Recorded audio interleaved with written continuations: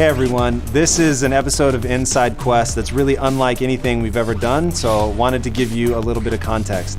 The team here had the distinct honor of being invited to film our episode of Tony Robbins at Tony Robbins' house in Florida, which was an incredible day for all of us to be welcomed into his home and really get an intimate look with him, which was something that I don't think any of us expected and ended up creating a really fantastic episode. Hope you guys enjoy watching it as much as we did making it. It was a lot of fun. Hey everyone, welcome to a very special episode of Inside Quest. If you're a longtime viewer of the show, you know that my goal is to help people out of the matrix. And as someone who used to be trapped myself, I know escape comes from cultivating an empowering mindset. Changing my way of thinking and acting changed everything about my life. It impacted me so positively that I'm driven by a deep desire to help others do the same. Inside Quest is my way of continuing my own education and introducing you all to the types of people and ideas that set me free and ultimately help my partners and I build a billion-dollar business. I don't say that to brag. In truth, I don't believe that there's anything fundamentally different or special about me. The key to my success has simply been an obsessive drive to develop and actuate my potential. The world is full of amazing examples of people with that same obsession, of what can happen when you stop making excuses, turn your shoulds into musts, and take a real hard look at the often surprising motivators that drive human behavior. Sitting next to me is one of those people who helped me develop an empowering mindset, though he didn't know it until recently as we're meeting face to face today for the first time. And while I very much doubt this man needs an introduction, going over the list of his accomplishments is worth doing because it's a powerful reminder of just how much is truly possible in life. So buckle up, here we go. Tony Robbins burst onto the scene of personal improvement in the 80s and has since gone on to establish himself as the literal giant in a world of human peak performance. His instructional course, Personal Power, sold more than 40 million copies worldwide, and the live events that he has been putting on for more than 30 years in over 100 countries are unparalleled in scope and impact. He's created 5 award-winning infomercials that have aired every 30 minutes, 24 hours a day somewhere in North America for over 25 years. He's written 3 best-selling books, consulted or advised a litany of the world's most powerful and talented people, including 3 U.S. presidents, Bill Clinton among them, Margaret Thatcher, Nelson Mandela, Mother Teresa, Mikhail Gorbachev, Princess Diana, multiple branches of the U.S. military, and countless athletes and celebrities, including Serena Williams, Andre Agassi, Leonardo DiCaprio, and Oprah. Over the years, he has also become a powerful business consultant, advising some of the biggest names in the corporate world. His work and words have appeared in Time, Newsweek, Forbes, Fortune, Life, GQ, Vanity Fair, Business Week, and Success Magazine, just to name a few. Additionally, he's been interviewed by just about every television network there is, and as if that wasn't enough, at one time or another, he has directly run 12 companies and indirectly run 12 more. If you attributed all of the revenue of the entire Tony Robbins family of companies to one company, it would be in the Fortune 500. But what really makes him interesting, to me especially, is that despite his astronomical level of success, what this former homeless man, yes, he was once homeless, has done in business pales in comparison to his philanthropic efforts. The Anthony Robbins Foundation programs are in use in more than 2,000 schools, 700 prisons, and 100,000 health and human service organizations. And through his foundation, Tony feeds millions on an annual basis. Tony is so passionate about feeding the hungry that even before his most recent best-selling book, Money, Master the Game, was published, he'd already committed all of the profits to feeding those in need, aiming at feeding upwards of 100 million people in a single year. Incredible. I hope you're as excited as I am to spend time with a man Accenture named as one of the top 50 business intellectuals in the world, Harvard Business Press called one of the top 100 business gurus, Supreme Court Justice Byron White called one of the world's outstanding humanitarians, and Oprah Winfrey said is simply superhuman. Tony Robbins. Tony, thank you so much for being on the show. That was quite an introduction. I felt bad for you. First of all, there's no universe in which you have sympathy for me. I watched you for 12 hours grab people's attention in one of the most profound ways I have ever seen. You clock like a marathon worth of walking, right, during your seminar? Yeah, I do 18 to 20 miles the first day, and the third day I do 26 to 27 miles. So it's kind of ultra marathon weekend. But you're not just running. Like if you were just running, like okay, but the level of enthusiasm that you approach things with is absolutely astonishing. And you've talked a lot about how you do that, why you do that, and all that, so I won't ask you to repeat that. But what I want you to know, something that I know you must know deep in your soul. Dude, it's really effective. And when I sit back and I break down, because one of the things I want to go really deep into today is why what you do is so effective, right? So in my own life, you honestly, like, you have changed the course of my life. It forced me to do the hard work and all that, but you've codified such a huge swath of the human experience and presented that to people and said, look, you do with it what you will. Some of you are going to do nothing. Some of you will be completely changed. Yep. That's up to you. But for the people that it changes, like, understanding that the mind-body connection is so powerful, and making people move and setting the example by moving around is truly incredible. So thank you. Well, thank you for sharing your story. I was so thrilled to hear about you and your partners connecting over this in the very, very beginning. And look what you've built. I mean, you have to be so incredibly proud. It's crazy. Yes. We are very proud. And I think for the first time in our past company, it really was profit-centric, right? We made a pact with each other that we would do whatever was most profitable, even if that meant missing an anniversary or not taking vacation. And I didn't take a vacation for 6 years, only to succeed and yet come up emotionally unfulfilled, which is hilarious because we were so aware of your works and was one of the first things that we bonded over.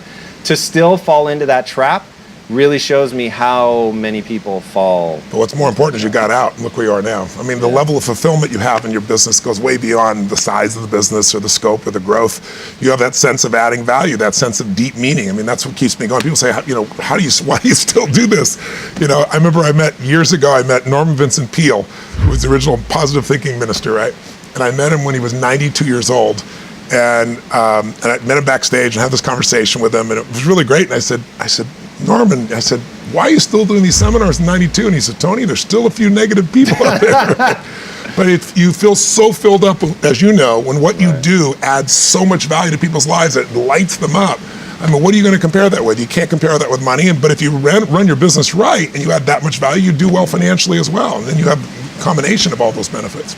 Yeah, it's really interesting. You talk about, money as a marker for all those human needs that we have that we're trying to meet, and ironically, most of them are not financial in nature. Exactly right. But acknowledging, and this is one of the things I find so powerful in your work, is you acknowledge the uncomfortable truth that other people aren't necessarily going to want to touch on. So you say, look, money is powerful. Money can be used, and if you find significance based on contribution and it brings you money, that really can be powerful because money is it's an actuator, right? It does something, allows you to do money makes you more of what you are. If you're mean, you got more to be mean with. If you're giving as you are and your team is, you're going to have more to give with.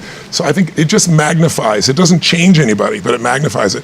And I think most of us have so much emotion tied up around money because we associate emotions that are more important to us, like freedom, to that, or security. And when you get to it, also people don't like to compare around that area. So what I try to do in this latest work I did with my book, Money Master the Game, was to show people how to master money instead of being mastered by it. Because you either master it or it masters you. Right. And trying to pretend it doesn't matter in the world we live doesn't make sense. The real secret is find a way to add more value to other people than any other human being in your industry, in your category. And if you do that, you won't have to worry about money whatsoever. It is so fascinating to me. And I'm grateful, right? One of the things you say, which I have used in my life to great effect, you want to change your life, figure out how your worst day was your best day. Yeah.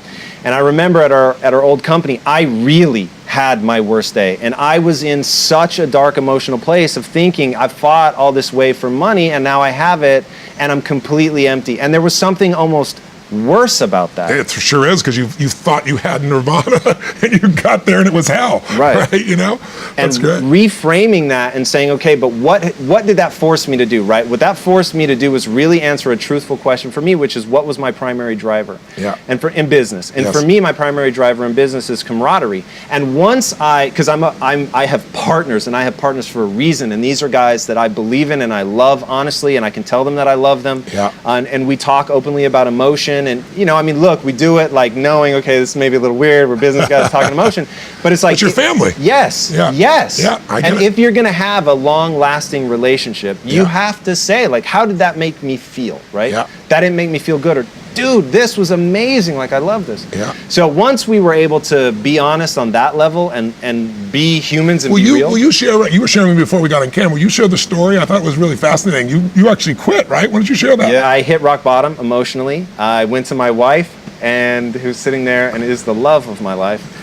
And I said, look, I can't keep doing this. And I had made her a promise. So her dad was very successful, and he looked me in the eye when I told him that I was going to ask his daughter to marry me, and he said, don't. Like, basically, how are you going to take care of my daughter?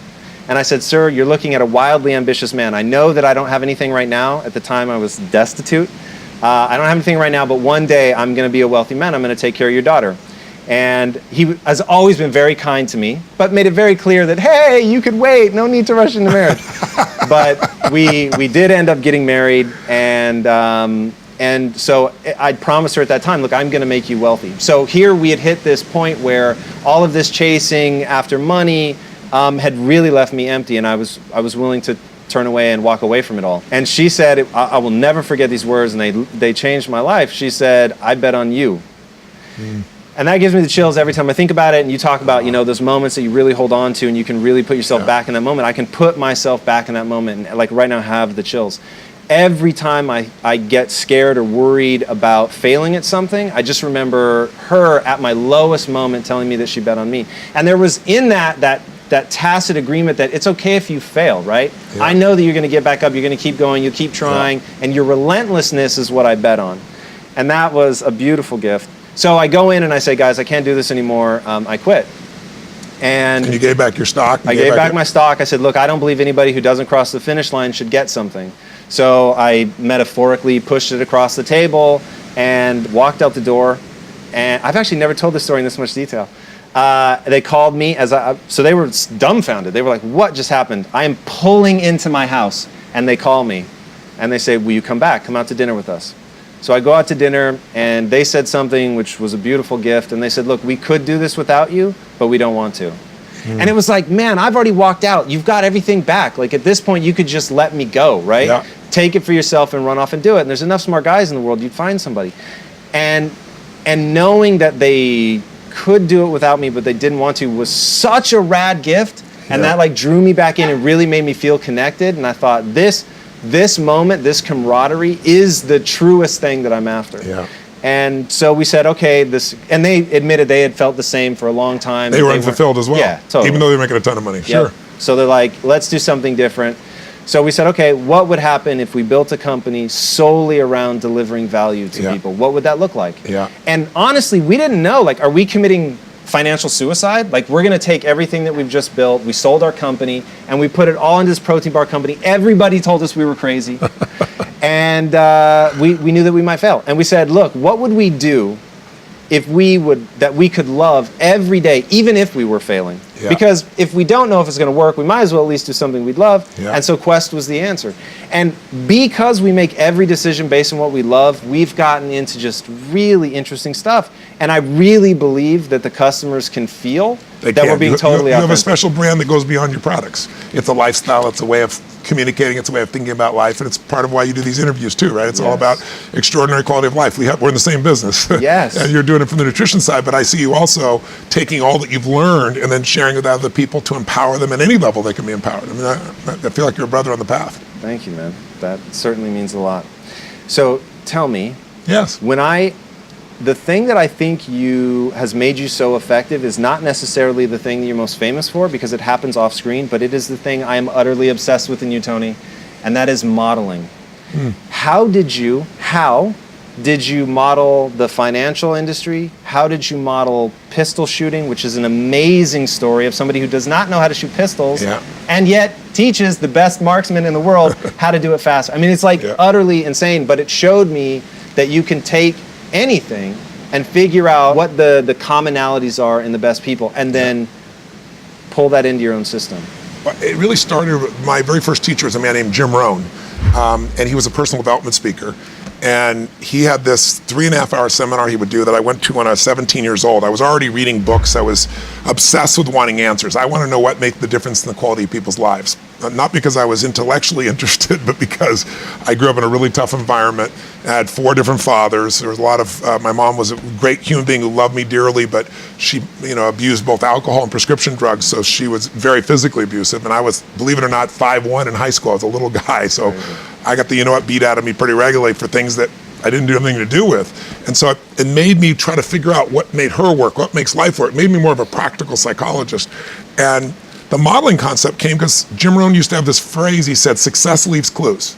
He said, if there's anything you want in your life, don't assume that somebody has some special gift. They may have a gift, but they probably developed it, most of it. And if you sow the same seeds, you'll reap the same reward. So figure out what this person's doing different than anyone else and do that. He used to have a funny way of describing it. He used to say, Tony, find out what poor people read and don't read it. It's like, because he said, that's the fabric they're trying to build their mind from. Find out somebody who's successful, wealthy, not just financially wealthy, but somebody who's rich emotionally and spiritually and physically and financially, and find out how do they live their life differently? What are the things they believe? What are some of the daily disciplines that they're a part of? And so really early on, I got obsessive about wanting to have all the answers. So I said, I'm gonna read a book a day. Because I figured, a person takes 10, 15 years of their life, they pour 2 or 3, 4 years into this book, and you absorb in a few hours, literally a decade's worth of life experience. And I'm into compressing time. So I didn't read a book a day, but I read 700 books in the area of human development, psychology, physiology, all in my first real 7 years of reading, right, my youth. In high school, I was Mr. Solution. You have a problem, I have the solution. Especially if you're a girl, I was especially motivated. I could really help you with your boyfriend. But seriously, so out of that, I started to develop this modeling concept. And then I learned neurolinguistic programming, or NLP. Yep. And Gestalt therapy and Ericksonian hypnosis. And I learned all these tools. But along the way, John Grinder, who was the co-founder of NLP, I said to him, NLP isn't all these patterns. You could teach a dog patterns. They're beautiful patterns, don't get me wrong. How to overcome a phobia, how to do those things. I learned how to do all that. But I was bored with that. I wanted to go deeper. I want to figure out how you change the whole person, not just their fear in this one area, or get them to perform at a different level. And so I said to him, really, your skill, NLP is really modeling. He said, Tony, no one's ever said that before. I said, you went out and you figured out the best patterns from the best therapists in the world, and you modeled those patterns and you integrated them with other tools, and now anyone can do them, right? Not just the great person. And so it kind of started with that for me. And then, I became partners with John in a very short period of time. It was kind of, people were upset about it because I'd only been involved in NLP for less than 4 months, and people have been involved for 10 years, wanted to be his partner. So it's kind of controversial, but part of what I did was I said, I want to go and do things that people think are impossible. I want to take somebody who's in a coma and get them out. I want to take on the U.S. Army and say, show us anything you can do, and I'll cut the training time in half and increase the competency. And so John agreed, and the first big project I got was the pistol shooting program. I went to this general and said, I can cut the training time in half on anything. I didn't know pistol shooting. And I said, and he goes, you're crazy. I said, no, I'm expensive. We kind of negotiated. And so the first thing he picks is this 4-day pistol shooting program that they had worked on for, almost 75 years. And he says to me, go do this. Right now we have 1/3 of the people that don't never qualify. Right. And I said, okay. And I thought I'd pull it off because John was my partner. He was in the special forces. We'll figure it out. The day I'm supposed to go, this is the great gift that John gave me. The day I'm supposed to go with him down to Langley, Virginia, and go underground in the secret area and work with all these different guys and kind of figure out how to model them. I figure I'm going to learn from John. He's the best model in the world. He calls me up from a pay telephone in San Jose and says, I'm getting on a plane. I got to go to Germany. It's an emergency. You're on your own, brother. And he hangs up. Oh. So now I've never shot a gun before in my life. I look like I'm 13. I was 24 years old, right? But I look like a little kid. I have such a young face. And I go meet these guys who'd been shooting 24 years, or one guy. One was the best shooter in the armed forces as a whole. One was the best in the Army, and one was the best instructor. And so they walked in and said, where's the instructor? And I'm wearing jeans and a t-shirt, right? And I go, I'm him. And where's the instructor? And I said, no, I'm him. They go, how long have you been shooting? I said, well, I never shot a gun before, but this will be interesting, right? So these guys look at me like I'm completely insane. I said, I don't even shot a gun to model you. I'm going to extract from you what works. And I didn't know what I was doing, but I acted as if. I said, okay, how would I do this? Well, Everything we do externally starts with something internal. Right. We have an internal process of visualization. We have internal dialogue, we say.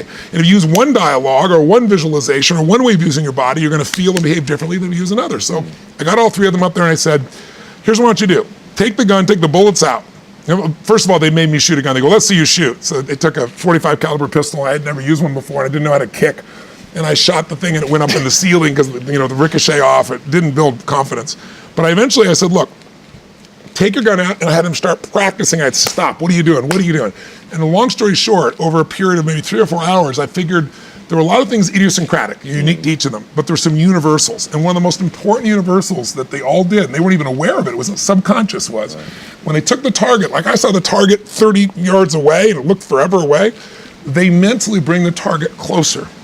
And when it's closer, you feel more certain, and when you feel more certain, you fire them more effectively. Every single one did it, and none of them were consciously aware of it. Once I understood that, I didn't just take new people and train them mentally to bring it closer. The first time I had people shooting a gun, they practiced everything perfectly, just like the best guys in the world. And the first time they shot it, the target was where you are, and I'm right here. Boom, right through the middle. Wow, I got this thing down, versus me shooting the bullet in the ceiling, and then you lose all your confidence. So we do that like 20 times, and I take it 10 feet, and then 20 feet, and then 30 yards. And it qualified 100% of the people. Wow. And we did it in a day and a half, not 4 days. Tripled the number of people who played at the expert level.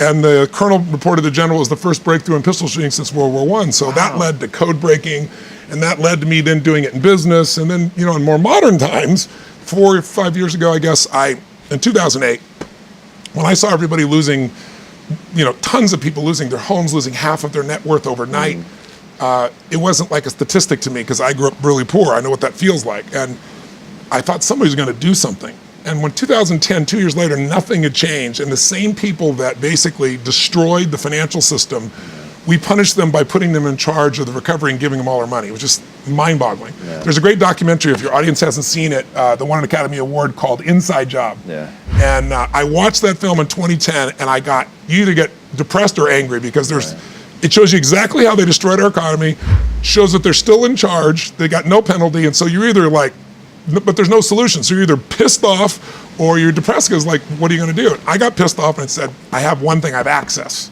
I've been coaching a man named Paul Tudor Jones for 22 years now. And Paul is one of the top 10 financial traders in the history of the world. He's not lost money in 22 years. And nobody on earth in his category can say that. That's crazy. So, and I coach him literally every day. He emails me and then I go see him in person about every 90 days. So 22 years of that, I've learned a little bit. I know more about finance than most people ever dream of. And I got to go to George Soros. I got to deal with all the people he dealt with to help turn him around years ago when he was having trouble. So I thought, what if I interviewed 50 of the smartest financial people on earth? Not people from the Lucky Sperm Club who inherited it, but people that started with nothing and found a way to add value and became multi-billionaires, and people in the financial area specifically. And so I set my sight on some people that, like John Paulson, had not done an interview in 10 years, and I got people that people had not been able to reach or get interviews with ever, and I got them to tell me things they've never told anyone.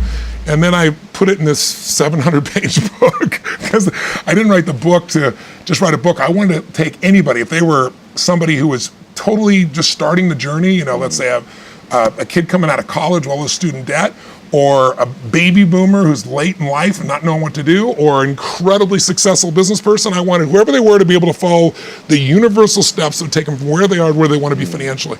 And I was able to do it because I got it from the best. It's like there's not a word in that book that's my opinion when it comes to financial advice. It comes from Ray Dalio, the largest hedge fund in the world, 160 billion. A big hedge fund's 15 billion. When I was coaching him, when I was talking to him, he got a phone call from the premier of China who was asking for some coaching on some decisions they're making for China's currency, right? It was just, this is the kind of guy. You look around and you go, Carl Icahn. Carl Icahn, he agrees to do this interview with me. Carl Icahn is the most successful investor in history. Most people think it's Warren Buffett. Warren Buffett, since 1968, has had a compounded return of 20%. It's mind-boggling. Wow. But Carl Icahn is 31% since 1968. But he's kind of an intense guy, so he doesn't get all the accolades, right? He sent out one tweet 2 years ago about Apple saying it was undervalued, and Apple went up $17 billion in 2 hours from one tweet. Now, he was on the cover of Time magazine. They called him the master of the universe. So I show up to interview him. This kind of gives you a taste and a feel of what modeling's like. I'd say I want a 45-minute interview. I had work hard to get those interviews. I got them by referrals. You know, I worked one guy, got such results, he referred me to the next. But I get there and Carl says, no video crew. I was like, what do you mean? You agreed to this? He goes, no video crew.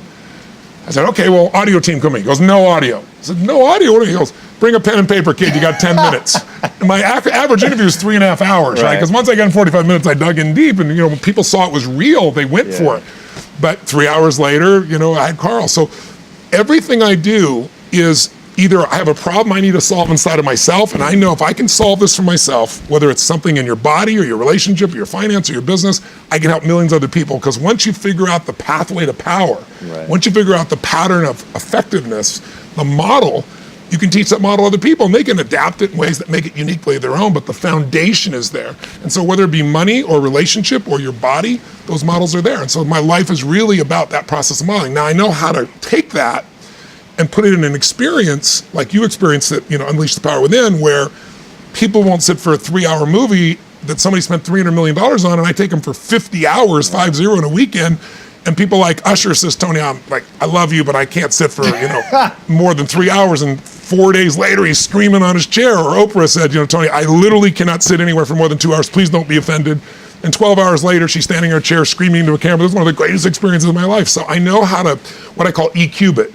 I know that people want the information, but they'd rather be entertained. So I entertain them first at a level where they're laughing, crying, moving, where time disappears because it's so incredibly entertaining. But then I also educate them with something that really changes their life, a tool, a strategy, an insight, a system.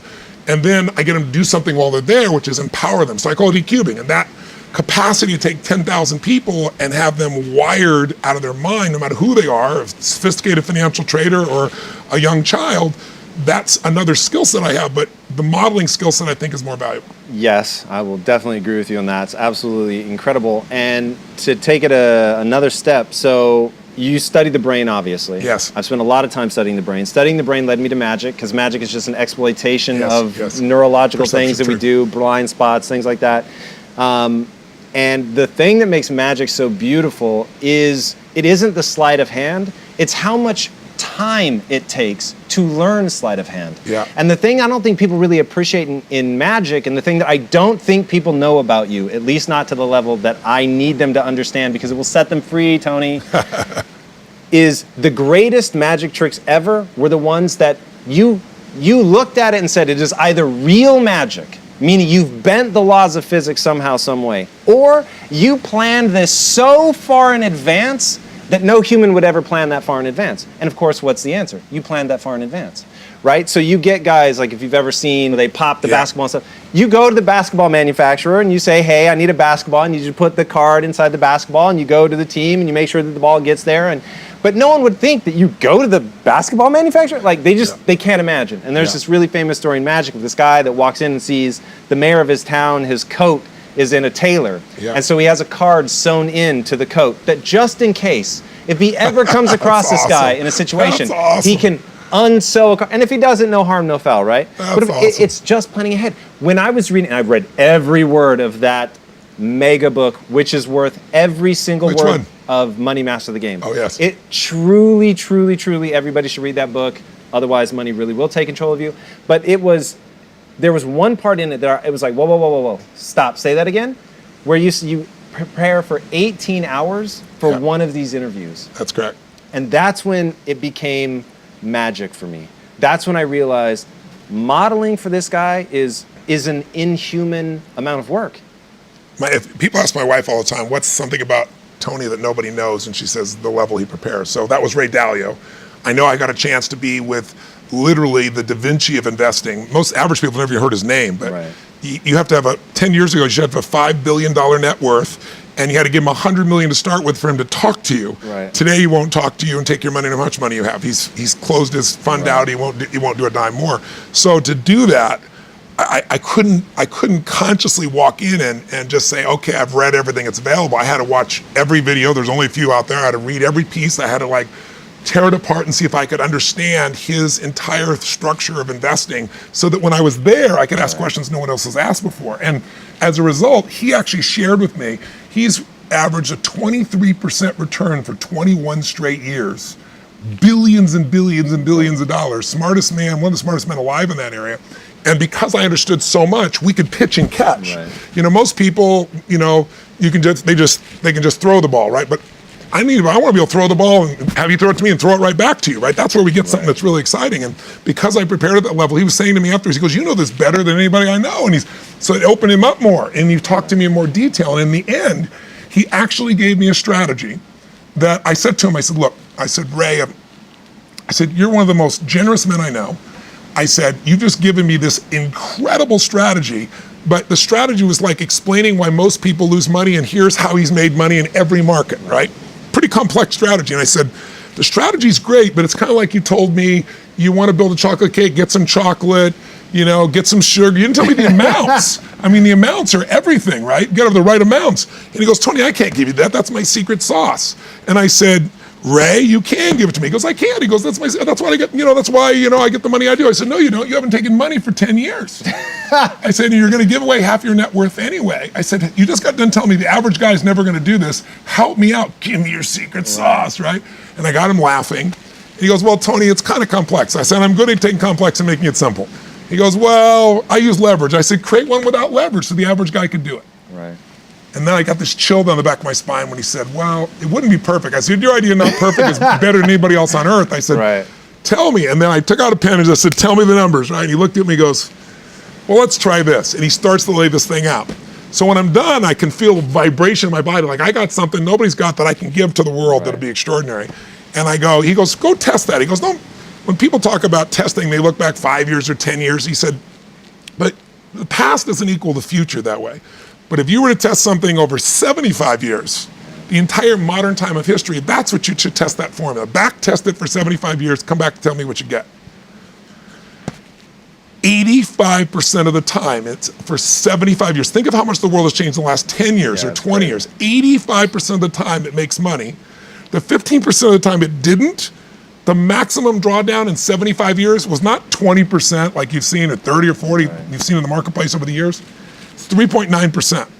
The average loss is 1.7, average gain is 10%. So if you could go to Vegas and you could be right 85% of the time, and when you lost only lose, 1%, 1.7%, you'd be investing a little bit, you'd be gambling a little bit, right? Yeah. So he gave that to me. So I got those types of things because I was so prepared. And so when I go to do an audience, a big audience, like I do my Date with Destiny seminar, people do 20 pages of homework, and I read all that for a couple thousand people. I won't remember their faces, I won't remember, it's in my brain. So when somebody stands up, something inside me recognizes the pattern, or recognizes this is the pattern that multiple people in the room need to deal with, and my brain clicks in and makes it happen. So I believe, garbage in, garbage out, as simplistic as it is, that if you keep putting unbelievable quality amount in, when it's time for you to cash that spiritual, emotional, physical, financial, business check, it ain't gonna bounce because you've been making deposits and you have plenty to give. You're not just winging it to see what happens. So I'm intense about that, but I also love it because I'm always growing too, because I'm always learning more than I need to teach anybody else. Yeah, it's one of those things that I want to make sure people are hearing what you're saying, because the level of preparation allows you to go off script, right? So if you're going to be doing the pitching and catching, it's not possible if you're having to sort of process what they're doing in real time. You have to walk in with just that wealth of knowledge. And it's not just people. You use it to great effect with people. That's very, very clear. But it isn't just people. It's anything that you're trying to be great at, That's right? To go in and just put an inhuman level of dedication. It's about not being an effing dabbler. I can't stand it. We live in a culture where most people are dabblers today, because today, if you ask me, what does it take to be happy, I can give it you one word: progress. Progress equals happiness. When you're making progress in your body, even if you're not there yet, you feel good. Right. You achieve your goal and you just sit around, you're not happy. We gotta grow, we gotta make progress. It's easy to make progress in the beginning of something. In the beginning of a relationship, who doesn't have a good time, right? In the beginning of starting a business, if you love what you're doing, of course you're gonna have a great time. In the beginning, anything, it's easy. A job, it's fun in the beginning. It's novelty, it's new. Mastery is when you've worked, in the beginning, learning a sport. How fast do you learn tennis? I mean, just zooms up here. You didn't know anything. You thought love, was an emotion. You find out it's a score, You go like this, but then you hit this plateau. And most people hit that plateau, they go, wrong job, wrong relationship, wrong business, because it's not instantly fulfilling them. But the people that go, I'm gonna fight through and go deep. I'm gonna find a way to break through. I'm gonna find a way to learn and know more about this any human alive so that I can help as many human beings as possible. And it won't be bullshit, it's because I've lived it. There is a power in mastery. And how many people do you know are really committed to mastery today? Most people dabble in a million things, they master nothing, and they wonder why they're unfulfilled. Because they're running for the sugar, the next thing that feels good, instead of getting past what doesn't feel good and getting to where you own something. That's what my life's about. And I think in people's lives, there's only maybe a half dozen, 7, 8 categories that really matter. Most people, they major in minor things. They focus on stuff that doesn't matter. They know more about this celebrity going in and out of rehab than they do about their own personal development. But I look at and say, if you look at your body, where you're starting, without that, everything else is out the door. You don't want to be richest man in the graveyard. That's not going to do it. If there is energy, if there's vitality, if there's strength, it's going to show up in your relationship. It's going to show up in your business, show up in your life. That's an area you got to master. You can't dabble. It's too important. Emotions are everything. I mean, you got a ton of money, you got everybody loves you, and your primary emotions are pissed off and frustrated, then your life's pissed off and frustrated. It doesn't matter if you got $1 billion or 1 million people loving you, your life is not great. Relationships, intimate relationships especially. It's where the most juice in life comes from, it's where the most pain comes from most people. It's worth mastering instead of dabbling. Really looking at what are you gonna do with your time? And mastering your time. Instead of having a checklist, you cross it all off, you can mistake movement for achievement. I want to squeeze out of that time what matters, that creates value for me and for everyone I care about and love. What about your career or your business and the mastery of that instead of dabbling? Most businesses are dabblers. That's why they don't make it. 96%, any 10-year period of time, 4% make it. That doesn't even mean they're profitable. And it does not mean they're enjoying themselves, all right? Or they're getting anybody else to feel good. Really mastering money, so that it's not a question in your life. You can do and be and give and share as much as you want, and you're not stressed about it. You live in a place of abundance. And then spiritually, really, I think, I don't tell people what to believe spiritually, but I believe that ultimately, whatever you believe, you got to live it, and it should lead to growing and giving. If you're growing, you feel alive. If you're giving, you feel 10 times more alive. And I think if someone can celebrate and give, then that's spiritual state. So to me, those are the areas I look at mastering. Business, for sure, but it's the areas of life that matter most. And most of where we spend our time doesn't make people feel fulfilled. That's why the average person is not fit and healthy. The average person is not in a relationship where they have tremendous passion. I'm not a dummy. I'm not a positive thinker. I know the truth. The average person is not successful in business. The average person is not earning what they want to earn. But you know what? Very few people have those things, but a few do. A few are happy, fulfilled, spiritually alive, financially strong, their business is growing, they have passionate love affairs, and I'm obsessed with finding the few who do and find out what they do different and teaching to everybody. Learning it for myself and teaching everybody else. All right, so you've told people then what they need to do, roughly how, a little bit of chocolate, a little bit of sugar. Now, let's talk metrics. Good. It's another thing that people don't push you on, but I know you do this in your seminars, certainly in the one-on-ones, is you give people metrics by which to steer. The final thing that, not now, but in a minute, we will get to the thing I really want to ask you. Okay.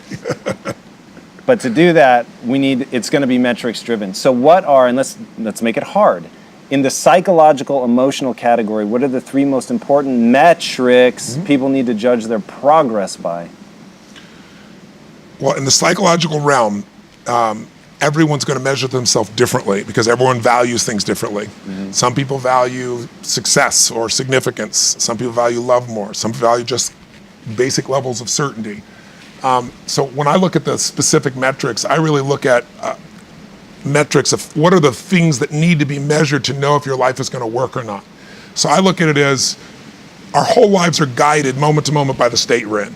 Learning how to change your state, not bullshit, not fake, but to go from pissed off, frustrated, freaked out to back in your center, or creative, or determined, or something that's going to move you forward. It's going to create a better quality of life for you and others. That's a critical skill set. So moment to moment, our life's controlled by our states. If you're in an angry state, you're going to respond differently than if you're feeling playful.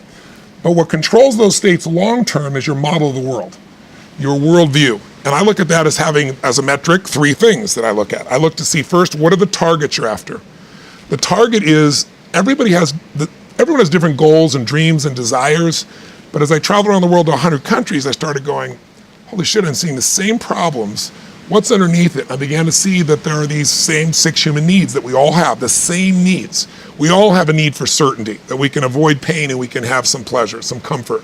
We all need uncertainty. We need variety, or we feel dead inside. If you're totally certain, you're bored. If you have total variety, you're like freak out. And it's not a balance. It's learning which of these you need more as a person. Everyone's developed a different set of values in that area. The need for significance, to feel unique, special, important, the need to feel loved, the need to grow, and the need to contribute. Some people value certainty at the top of their list. That's their center of their target. I don't want to do anything unless I know it's going to work. I don't want to do anything unless it's the same. If you change anything, they freak out. If certainty is the number one thing on your list, everyone has the same needs, but if it's number one, I know how your life's going to be. I can predict the direction of your life and therefore the destination to some extent. If you're driven by love first, you want certainty too, but love is higher, you're going to behave very differently than if you're driven by significance. I have to be the one. Your experience in business was trying to be significant by making enough money and being successful enough that you would feel what you really want, which is that feeling of love, what you call, what would you call it? Camaraderie. Camaraderie, thank you, camaraderie. So that feeling of, it's really love, it's the friendship, it's camaraderie, it's that component. That's what really drives you. Sure. And so you figure out how to organize your life where that's the driving force, and now look what you've done. You've flourished and everyone around you is flourishing. So I look to see which of those needs are the top 2 on your list because they control your life. Yep. The 2 that most people have, 90% of the planet, if you said, of all these needs, which one do you really focus on most day to day? Everybody wants love, but what do you focus on? Most people focus on being significant. We live in a Facebook world where people fake their life, put new filters, make it look different than it really is, tell stories that, are totally full of it to make themselves look good. Because we live in this kind of false world where significance is more important than love. Right. And it separates us. And the other one that we see most often is certainty. People want to be certain before they can do something. You couldn't have started a business like you had if you were absolutely certain before you started. You can never build a business with that. You can never build a great relationship because if it's based on certainty, then everybody's got to stay the same and never change, which means you're never going to grow, which means you're going to be miserable. Right. So my metrics are, I want to find out what's driving you. And I want to see, is it healthy or unhealthy? You can have 2 people be driven by significance though, and do it with a different set of rules. That's the second piece I measure. The beliefs or rules of how to fulfill that target. So Osama bin Laden, certainty driven, love driven, contribution driven, significance driven, not hard to figure out. On a 0 to 10, he was a 10 for significance. He was the, whatever, I'm making the number up, I think he was like the 27th child of his father, 22nd child. Most people don't know that. Totally insignificant, not skilled, took his dad's money, went over to Afghanistan, and suddenly, because he had money, he became significant. And he wasn't even part of that movement at that stage. It shaped him. So what does he do? He's gonna figure out, his model of the world is, I'm significant if I destroy you, right? On that same day of 9/11, there were men and women in the fire department, police department, that were also driven by significance and contribution. And they went into that building knowing they're likely gonna die to save a stranger. Both people driven to have a significant life. One is by taking life, one is by giving their own life. So once you understand the metrics, using your language, of what's driving you, and then the rules or beliefs of what does it take for you to feel loved, it's different for everybody. What does it take for you to feel certain? Some people need $1 billion, some people just need to trust God. Right? But if your goal is, let's say they come to you and they say, maybe my primary driver wasn't growth before, but now I know it's not. That's a more important need to focus on. It's the need of the spirit. What metric would you tell them to look at? Like, how do they know? Am I growing? Am I making progress? What do they use as a check and balance? You have 2 different pieces. Maybe I should chunk up to 30,000 feet. Here's my mission. Help people have an extraordinary, magnificent life. Yeah. Now, what does that look like? Life on their terms. So your terms are completely different. So your metrics might be, I want to do this in my business, I want to do this in my body, you be that way. Somebody else might be, I want to be happy no matter what happens. That's my metric. I want to literally be honest that when I start to feel any form of suffering, I kill it like a dead bug and I crush it and I'm back into a beautiful state. But you've said if you can't measure it, you're not going to get any better at it. So how do you measure something like that? I totally agree, but you can measure it. You can say, how often am I, like, for example, a happy state, 0 to 10, where are you? If I said right now, how much enthusiasm is in your body, 0 to 10 right now, what would you say? 10. 10. So You can measure and say, I'm not going to drop below an 8 in my life unless I'm frickin' sleeping or I'm deciding I'm going to rest. This is where I want to play my game. So it's different for everybody. Sure. But I want to be more clear about something. An extraordinary life is life on your terms, and there's 2 parts. Part 1 to have an extraordinary life is mastering the skill of the science of achievement. How do I take what I envision and make it real? And how do I do that quicker, faster, better, easier? The ability to manifest what you come up with and make it real, like you've done with your company, yes, that's a skill set. I spend an unbelievable amount of time helping people do it faster, quicker, better, showing them the shortcuts, teaching them the strategies, modeling what works so you can save yourself a decade. But I would submit to you that having done this for 38 years with, 50 million people at this stage, I can tell you that the science of achievement, there are a lot of people that are damn good at that, and they still don't have an extraordinary life. They have an extraordinary life. You see it as extraordinary, but I get the phone call from the multi-billionaire who tells me he wants to do this thing on his business, but what he really find out is he's miserable as hell, and he's hoping somehow I'm going to rub off on him on that side too. Right. And so I give him what he asked for, the change in his business, but I also give him what he needs, which is the change inside of him. So the second skill is the art of fulfillment. If you want an extraordinary life, you can't just achieve, you got to be fulfilled. As simplistic as that sounds, but it's an art. It's not a science. Sure. It's a science to making money, come on. Any age, any color, any background, any gender, if you do these things, you'll have an abundance of money. You do these things, you're gonna have too much month at the end of the money. You're gonna have financial stress, right? Body. Everyone's biochemically different, but you and I both know there's fundamental rules, laws. There's a science to the body. You violate that science, you're gonna have dis-ease, you're gonna have low energy. You align with that, you're gonna have an abundance of energy. It's gonna affect everything in your life. It's a science. Fulfillment's not like that. Fulfillment is as different as our human beings. You wanna know what God or the universe likes? Look at the jungle, look at the forest. Right. It's diverse, right? So most people think, well, I wanna get that, because they've been modeling somebody else, and that might work on how to achieve something. It'll never work for what to fulfill you. How many people you know, like you, got what you thought you wanted and you weren't fulfilled? Right. And that, I always tell people, success without fulfillment is the ultimate failure. The ultimate failure, because if you go at something and you fail and you're an achiever, you don't fail. You go, I learned something, I'll just try something else. Right. I'm gonna still get there. But when you succeed and you're not happy, you're technically screwed. Right. It's just like, what are you gonna do? So, a perfect example of this, I mentioned in the seminar you were there because it hit me about a year and a month ago, we lost what I consider a national treasure, Robin Williams. And I asked people, how many of you love Robin Williams? Everybody raising their hand all around the world, right? He made people laugh, people were touched by him. So how good was he at the science of achievement? I mean, he wanted to be a great comedian and make the whole world laugh, he did. He wanted to have his own TV show, he did. He wanted the #1 show, he did it. He wanted to make movies, he did. He wanted to have an Academy Award for not being funny. Dramatic, and he did it, right? He did it, yeah. He said he wanted a beautiful family. He achieved everything, and he hung himself. That's crazy. And I know recently someone's saying, well, he had dementia, he had drug abuse, he had alcohol abuse through most of his life because he made everybody happy but whom? Himself. That's the ultimate failure. So if I had no other message to offer your viewers, and you let me give it to them right now, I'll tell you what I believe. I believe our lives are controlled by one force, decisions. I certainly believe in force greater than myself, call it God if you will, grace, whatever you want to call it, the universe.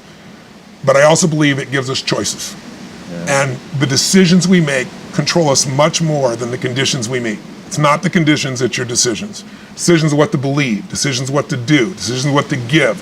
I say to people, think about, look back 10 years ago, 5 years ago, 15 years ago, and think of a decision you made that if you would have made a different decision, you'd have a totally different life today. Better or worse, I don't know, but totally different. Right. In your case, if you'd stayed doing what you're doing, you'd have a lot of money and still been miserable, right? And probably your great lady over here would be feeling miserable because she loves you so much and she'd be feeling your misery, wanting to figure out what to do. But you made that decision. Right. The most important decision you can make above any on the face of the earth is deciding that no matter what happens in your life, no matter what happens, you're going to live in a beautiful state. And what the hell does that mean? It means that you're not going to suffer. It means a beautiful state is that you're going to be happy, but that's only one. Or you're going to feel creative, or you're going to be passionate, or you're going to be in awe of something, or you're going to feel love. Any state that's a beautiful state is really the core essence of who you are without fear. right? All of our suffering as human beings, and I deal with people all the time. I mentioned to you off camera, 2 people I coached yesterday. One's a presidential candidate, and the other one is a rap superstar, right? Both in the same day. And without naming any names, people that have everything, by your point of view, most people's point of view, they have the fame and they have the love and millions of people love them and they have great economics, financial freedom, and they have homes and they have the fashion, they have everything, they're the shit. I can't tell you how many of them are miserable. Right. The majority are miserable. I'm not bullshitting. I'm the one who gets the phone call from the vast majority. When I say miserable, they're so used to it, some of them don't even realize they're miserable, right. But most do.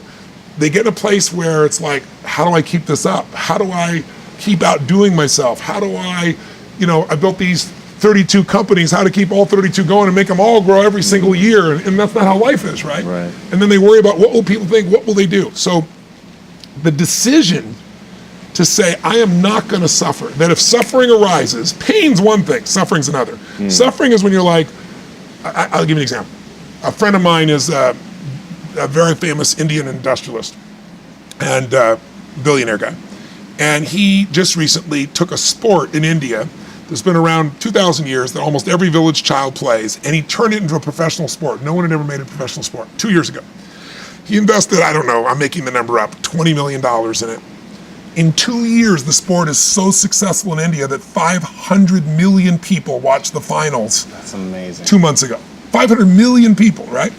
So 500 million, that's how it is in India. And people are saying this is going to be as big as, for them, cricket is the ultimate thing, right? The biggest cricket. So his team valuation, I'm making the number up, I think it's gone to like $500 million in 2 years from, $25 million. And his team is number 2 in the whole world, right? Wow. He's got these great players. So I'm with him, and he gets a phone call. And he's just got done telling me about this great success and where it is and how proud he is and how everyone goes to the games and people are so thrilled and it's just become this movement in India and he created, he's so proud of it. And he gets this phone call, and the phone call is from his management team telling him that one of his competitors has just offered 4 times as much money as he was offering to his top 3 athletes who are the core of his whole team. And of course they all took them, right? And he was so angry. He was like, I can't even believe this. These guys were working in shops and I brought them here and I made them a star on national television and they have no loyalty to me. And he's suffering. And the way you suffer is you focus on yourself. Right. Suffering comes when we obsess about ourselves, what we're getting or not getting, what we should have done, what others should have done for us. It's the me game. Right. You, my dear friend, and I say this with no blowing smoke, your primary core is a giver, which is why you're prospering. You're not the me. You're like, how do I give more, do more, share more, create more? How do we do a better job for our clients? How do we do a better job for our internal customers who work with us, our partners? Your entire life is that. That's why you're prospering. And you're not feeling suffering. But when you do suffer, and I promise you do, you correct me if I'm wrong, it'll because you're worrying about something in the future. How's this going to happen? Will this come together? Suffering can be worry, it can be anger, it can be frustration. It's anything that takes you out of a beautiful state. And here's what people don't get. You can end suffering by stop focusing on yourself and focus on something you want to serve greater than yourself. Your children, your wife, your mission, your life. You can get out of it in an instant because the nature of the human mind is to constantly compare things. Your mind, your brain is a 2 million year old device, and it is not designed to make you happy. It's designed to make you survive. Right. And that's why it's always looking for what's wrong. But it used to be what's wrong, a saber-toothed tiger, so I can protect myself. Now people are worried about what people think about them, or do they have enough money when 2/3 of the planet lives on $2 a day, and you're making $38,000, you're rich. The poorest of the poor in our country are considered rich. I'm not saying they should stay that way. Right. But you can only build on success. And so my view is, if you're watching, if you're listening to this, my goal would have you consider something. Life is short. We don't know how short it's going to be. But if you only had a week to live, I bet you wouldn't allow yourself to suffer over a little crap that makes you crazy normally. I think you would probably spend time with those you love. You would do what you love. You'd take awe in a sunset. You'd smell the air. You would take in everything in those final moments that you possibly do. So my thing is, why wait? Right. Why wait? Why not just decide that if I start to suffer, I know the solution, because suffering is me obsessing about me. You might say, it's not me, I'm worried about my kids because they're not doing well. No, you're worried that you haven't done enough for your kids. It's about you still, right? Yes. You know, you're worried about what was done or what you should have done or what shouldn't have done. And you can end that in an instant by becoming aware of it and saying, I have made the most important decision of all. Right. I'm gonna live in a beautiful state. Because here's what's gonna happen. Anybody watching, you may lose a family member, you probably will. Somebody may get cancer. Your business the government might change the rules. They might change things radically that you can't even do anything about it. You might go bankrupt. You might get divorced. I'm not saying anybody will, but no one knows what's gonna really happen in your life. Life's full of uncertainty, but here's what you can know. You can decide no matter what happens, you could have a great time. If somebody like Viktor Frankl can be locked up in Auschwitz and come out of that and experience finding joy in the middle of Auschwitz, then human beings have a capacity they've undersold themselves on. We think that the outside world determines how we feel. If people have to behave a certain way, if your husband or your wife or your kids or your coworkers or whoever, your boss, has to behave a certain way for you to be happy, and if they don't, you're unhappy, then you're always gonna be unhappy, because the more people around you, the more they're gonna change that, because they're all human, right? And if you have to be a certain way to be happy, you're gonna violate it too. So my invitation is, as great as it is to achieve, more important to enjoy. Right. And if you can enjoy every moment in that state, when you're feeling loving and playful and passionate and curious and awe, you treat other people 100 times better than when you're feeling frustrated, pissed off, overwhelmed, worried, stressed, or feeling sorry for yourself. Right. You're gonna be a better parent, you're gonna be a better lover, you're gonna be a better business person, you're gonna have a better life. So my soliloquy is, decide today, and actually say, what if I cut it off? What if I said, I'm not willing to settle and I'm just gonna live in a beautiful state? Doesn't mean you won't feel bad, it doesn't mean you won't stay there. You instantly change. That's doable.